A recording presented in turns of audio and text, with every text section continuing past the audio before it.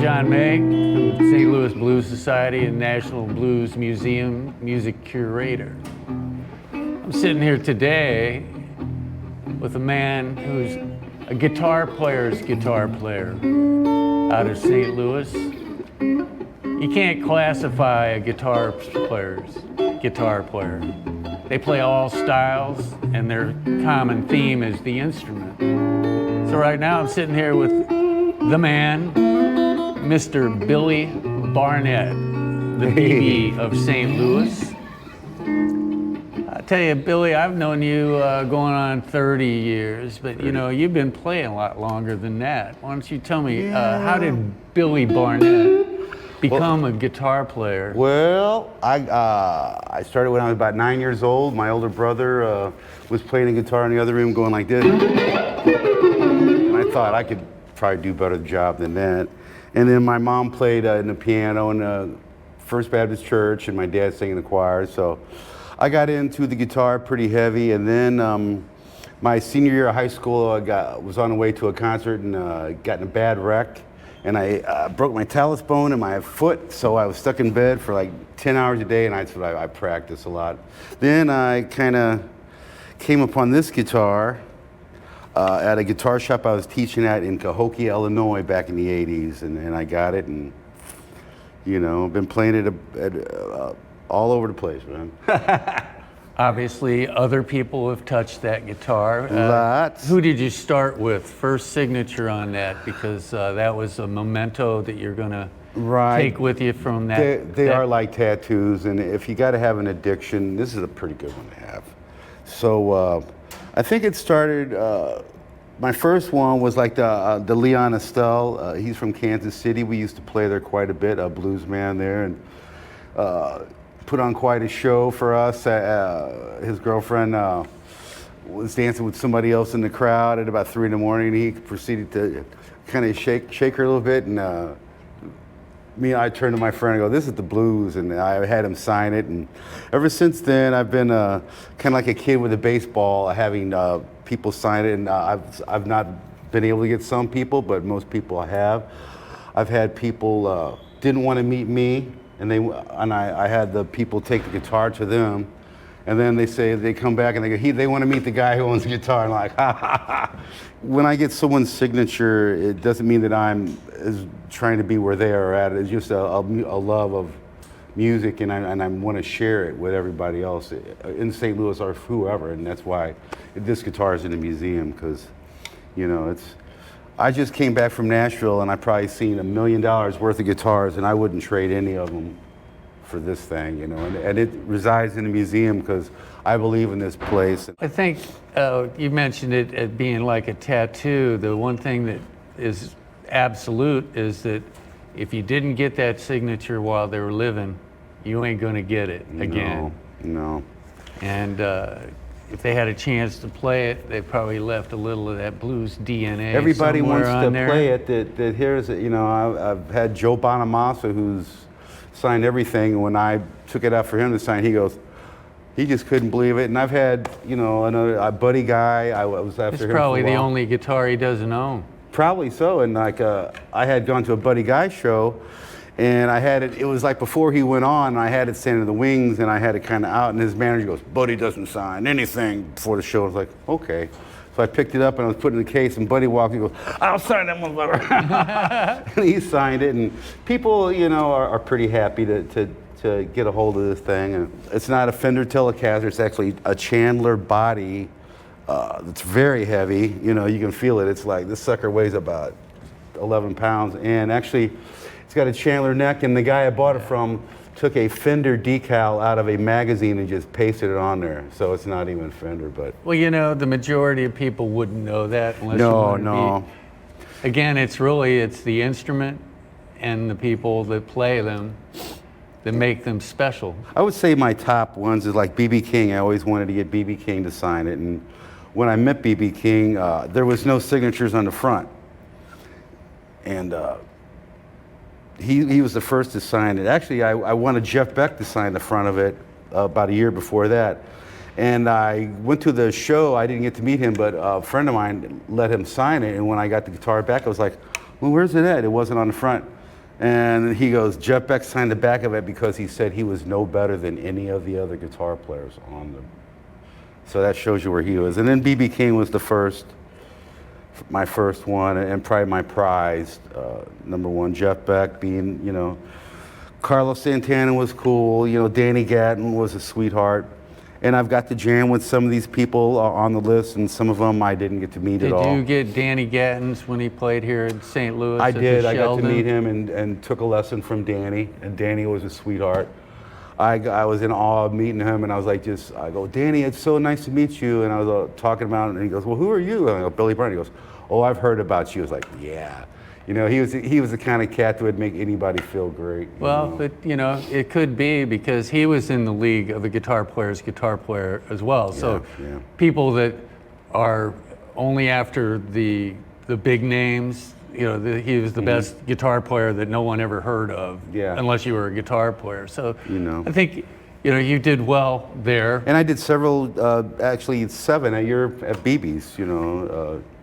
So it's been special, and I think it's important to have history and have, just so younger people can find out some of the names on this and go, oh wow, who's that, you know? And yeah, well, and thank you for bringing it to the museum, because we're trying to feature as much live music as we can here, keeping it attached to St. Louis and all the connections that St. Louis musicians have to all the different genres of music. The first St. Louis musician I had signed was Johnny Johnson, and he's still my hero. The sweetest guy ever was, you know, for a musician. And you know, like Tommy Bankhead and Benny Smith. And well, did you get Gatemouth Brown on there? oh yeah, I did get Gatemouth Brown. So I'll tell you my little Gatemouth Brown story. Gatemouth was playing at the Oyster Bar, and I went down there. Johnny Johnson was also playing with him, and also, so I brought this, and I was going to have him sign it. And he was sitting on this table, sure as life. I go, Mr. Brown, it's my pleasure to meet you. I'd love you to sign my guitar. I go, okay. Where would you like me to sign it, boy? I go, well, B.B. King would be cool. He goes, I'm not in competition with that man. I'm not in grievance with that man. And he pushed the guitar away and did the sign. I was like, what the hell did I just witness? So my girlfriend at the time, who's my wife now, she said, watch. So she unbuttoned the top of her blouse a little bit and just took the same guitar up to the table. And he goes, hi, honey. Signed it right off. Didn't even look at it. And he gave it back to me. And I was like, yeah. Ain't that just like a woman? That's a man and a woman situation hypnotize right there. it, I hate to take it out anywhere because I'm afraid I'm going to lose it. That's another reason why I love to keep it at museum. It's under wraps pretty good here, you know. And it's in good company. It'll always be here, you know. So I think this would be a good opportunity for someone to come and visit the museum. You can come check it out and see the names on here. There's Buddy Guy, you know, Walter Trout. I've got everybody. I think Alan Holdsworth actually signed his name with a pocket knife, and then some of the guys I had do that. Billy Sheehan I did, and some other people, John Schofield. I've had a lot of people come over. I used to play on the Landing between 90 and probably 89 to whenever the Landing died, what, 2005 or 6? And the Landing used to be a entertainment district where they would have live music 7 days a week. Oh, it was teeming with people. Clubs everywhere. And the hot spot for all the bands. Mississippi Nights was the club to play, besides BB's. I played there every Sunday night, so I would see people come in the door, go, oh, it's Billy Sheehan, or it's Mont the Hoople came in, or whoever. And then I had this guitar out, and a lot of them signed it that way. And I also work at Gravity Strings, and I've had people come in that way and sign it. But mostly it's just like a kid with a baseball trying to get it signed by their hero, you know. A lot of guitar players, they name their guitars after generally women, very rarely men. Why do you think that is? And if you were going to name this one, what would you name this? Well, John, just look at any guitar shape. It goes like this. Well, yeah, and then you got to learn how to play them, or. And then they talk back to you when you're playing, and you get feedback. And they're your best friend or your worst enemy. It's a lot like a relationship. I will say that a guitar has been my best friend since I've been 8 years old. Got me through a lot of hard times where people didn't.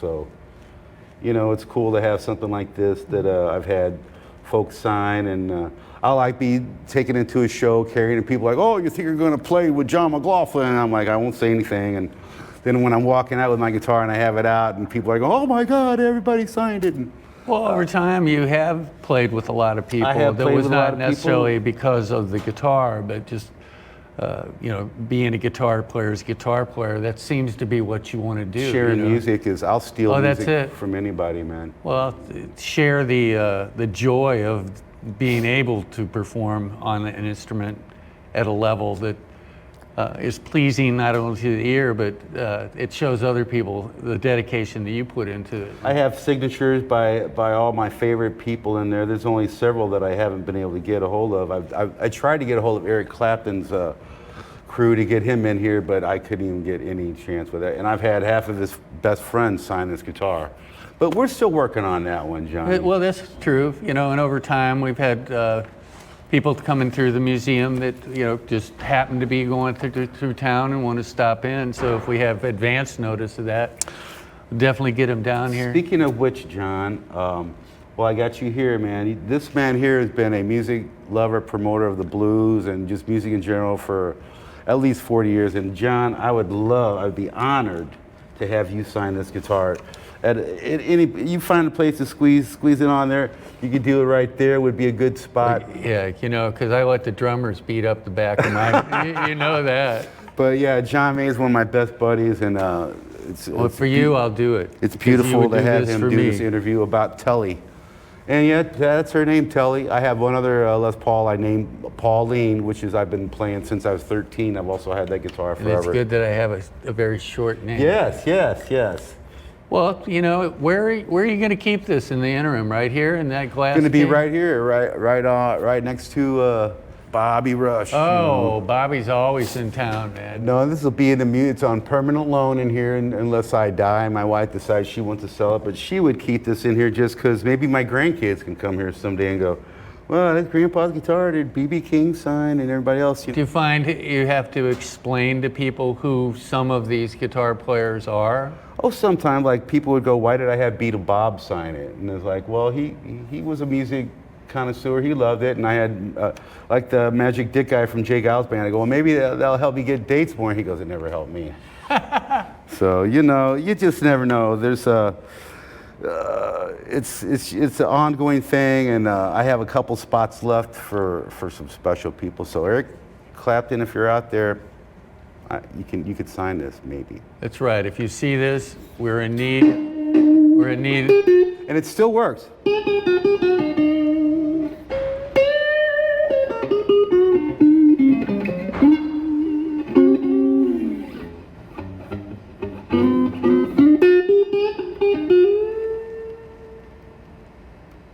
She still sounds pretty good, though. That's it, man. Well, again, it's like who's playing it. It is really about how much you paid for your guitar, or really who played it before you. Exactly. It doesn't come to you. It's the person that's got to play it. So that one's been signed, sealed, and delivered to the National Blues Museum right here in St. Louis. Amen. And thank you, John May, appreciate Billy Barnett, my brother. So we're going to take you out with a little Tommy Bankhead. I used to play a bar every Tuesday night, and then after that I'd come over to BB and play with Tommy and sing with him. He would have his oxygen machine right out front, and he'd have people smoking right in his face, and I'd be mad at him for doing it. Well, we banned smoking. We banned smoking on those nights, too.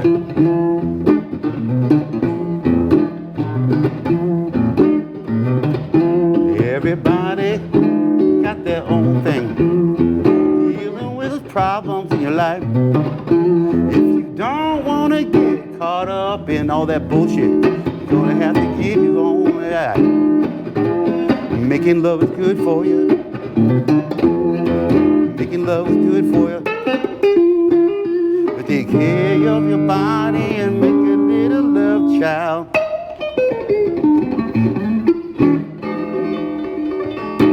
Yeah. Thank you, Billy. Right on.